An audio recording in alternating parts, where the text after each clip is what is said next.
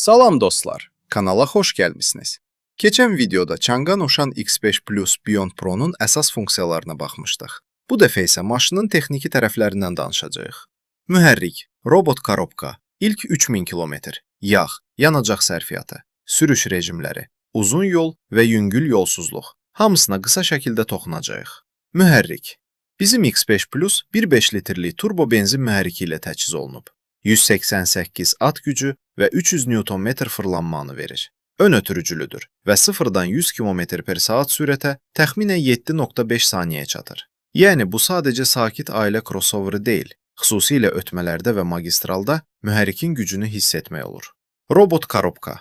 Maşında 7 pilləli, 2 muftalı DCT robot korobka istifadə olunur. Əsas məsələ isə düzgün istifadədir.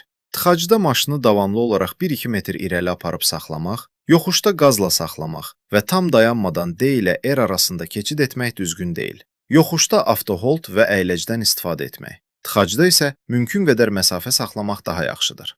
İlk 3000 km.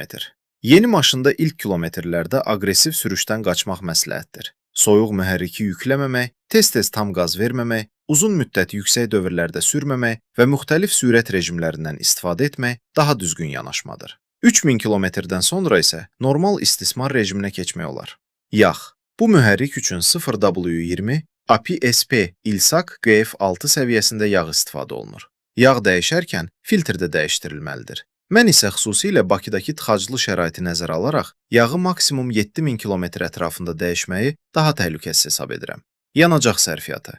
Zavod göstəricisi təxminən 6.95 litrdir. Çənin həcmi isə 51 litrdir. Amma real sərfiyyat sürüş tərzindən, tıxacdan, kondisionerdən və sürətdən asılıdır. Şəhərdə 7-8 litr və daha yuxarı rəqəmlər normaldır. Magistralda isə sakit və sabit sürüşlə daha aşağı nəticə almaq mümkündür.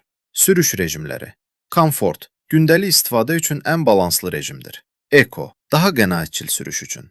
Sport, daha canlı qaz reaksiyası və dinamik sürüş üçün.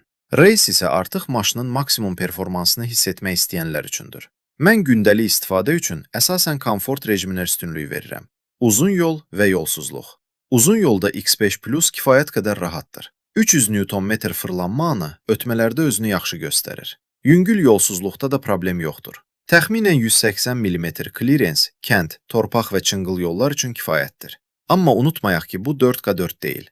Dərin palçıq, qum və ağır off-road üçün nəzərdə tutulmayıb. Yekun. Ümumilikdə X5 Plus mənim üçün şəhər, ailə, uzun yol və yüngül yolsuzluğu birləşdirən kifayət qədər universal avtomobildir. Amma əlbəttə ideal maşın yoxdur. Bu avtomobilin mənfi tərəfləri və mənim xoşuma gəlməyən cəhətləri də var. Onları isə növbəti videoda tam səmimi şəkildə göstərəcəyim. Əgər real avtomobil təcrübələri maraqlıdırsa, kanala abunə olun. Növbəti videoda görüşərik.